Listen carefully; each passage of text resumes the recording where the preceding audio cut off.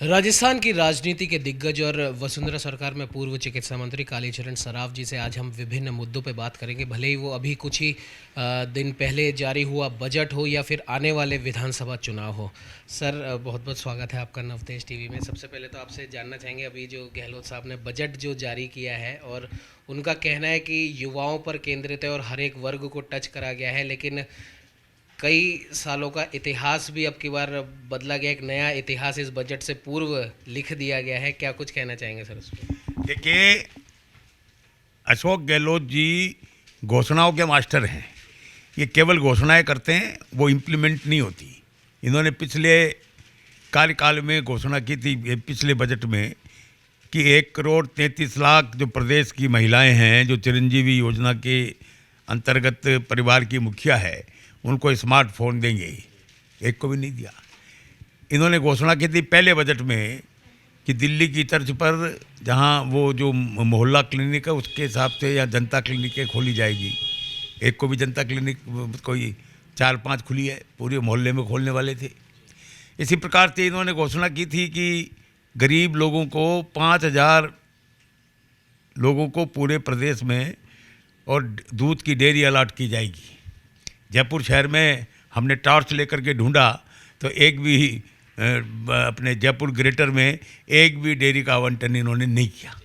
तो ये केवल घोषणाएं करते हैं।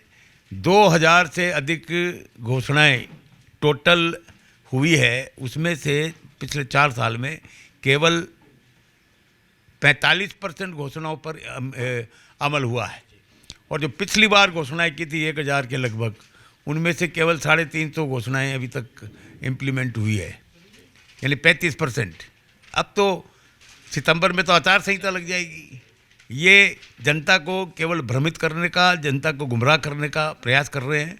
और फिर इनके शीर्ष नेता राहुल गांधी जब लोकसभा के चुनाव के समय आए थे, तो विधानसभा के चुनाव के समय आए थे, तो उन्होंने कहा था कि प्रदेश के सभी किसानों का संपूर्ण कर्जा माफ़ कर दिया जाएगा। क्या हुआ? 51 लाख किसान हैं। यदि ये कर्जा माफ़ करते तो ज़मीन को कुर्क करने के आदेश नहीं होते। हज़ारों की संख्या में जो किसानों ने आत्महत्याएं किए वो नहीं करते। इसी प्रकार से इन्होंने घोषणा की थी, वादा किया था कि प्रदेश के बेरोज़गार नौजवानों को बेरोज़गारी भत्ता दिया जाएगा। क्या हुआ? बेरोज़गारी भत्ते के नाम पर किसी को भी बेरोज़गारी भत्ता नहीं मिला।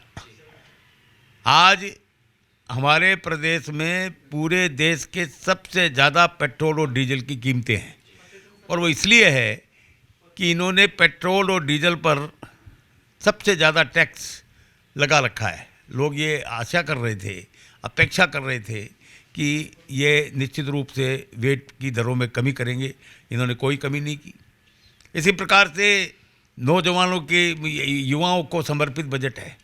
एक नौकरी की घोषणा नहीं की इन्होंने, और पिछली जितनी भी नौकरियां इन्होंने निकाली, भर्तियां निकाली, वो सब पेपर लीक हो गए। और इससे ज़्यादा क्या होगा कि ये पेपर लीक की सरकार तो है, इस बार तो बजट भी लीक हो गया। इसलिए इनकी घोषणाओं को कोई भी प्रदेश की जनता गंभीरता से नहीं लेती, और इसका सबक इनको आने वाले विधानसभा के चुनाव में मिलेगा। सर, अभी विधानसभा चुनावों का एक तरीके से हम कह सकते हैं कि आगाज़ तो हो ही चुका है, और अब कुछ ही महीने में, जैसा कि अभी आपने भी कहा, कि आचार संहिता लग जाएगी। और एक खुश खबर बीजेपी के खेमे से आई है। आदरणीय गुलाबचंद कटारिया जी को असम का राज्यपाल नियुक्त किया गया है, और 13 ऐसा सुनने में आ रहा है कि 13 और नए राज्यपाल नियुक्त किए जा रहे हैं। कईयों के नाम फाइनल हो चुके हैं, कईयों के होने वाले हैं। इन सारी चीज़ अगर राजस्थान के परिप्रेक्ष्य में बात करें तो इनको आने वाले विधानसभा चुनावों से देखते हुए किस प्रकार से आप देखते हैं उसको?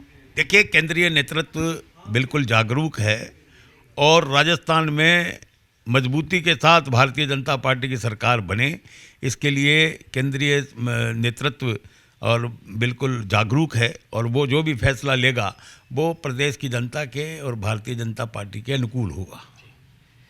एक विशेष बात आज ये देखने को आई है, कल मुख्यमंत्री अशोक गहलोत का भी बयान उनका सामने आया है कि ये एक जनरल प्रोग्राम था और प्रधानमंत्री जी ने इसे राजनीतिक प्रोग्राम इसको बना दिया है। इसको कैसे देखते हैं? देखिए, हर चीज़ में हमारे गहलोत साहब की आदत है, वो राजनीति देखते हैं।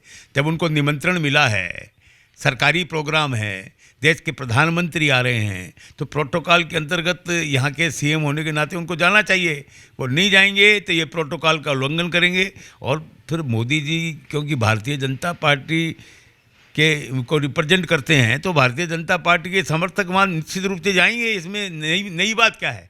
अशोक गहलोत कहीं पर जाते हैं और वो हमारे विधायकों को बुलाते हैं या बीजेपी के नेताओं को बुलाते हैं, तो वहाँ कांग्रेस के समर्थित लोग आएंगे ही, क्योंकि अशोक गहलोत राजस्थान के मुख्यमंत्री हैं, कांग्रेस को रिप्रेजेंट करते हैं। इसी प्रकार से प्रधानमंत्री जी आएंगे तो उनको सुनने के लिए भारतीय जनता पार्टी के जनता के साथ साथ भारतीय जनता पार्टी के कार्यकर्ताओं में भी उत्साह है और वो निश्चित रूप से वहाँ लाखों की संख्या में पहुँचेंगे।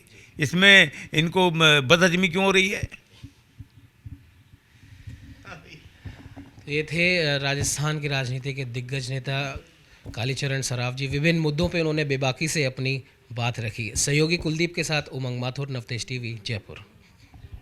देश और दुनिया की हर बड़ी खबर के लिए सब्सक्राइब करें नवतेज टीवी और पल पल के अपडेट्स के लिए बेल आइकन को दबाना ना भूलें, क्योंकि आपकी खबरों का भरोसेमंद साथी है नवतेज टीवी।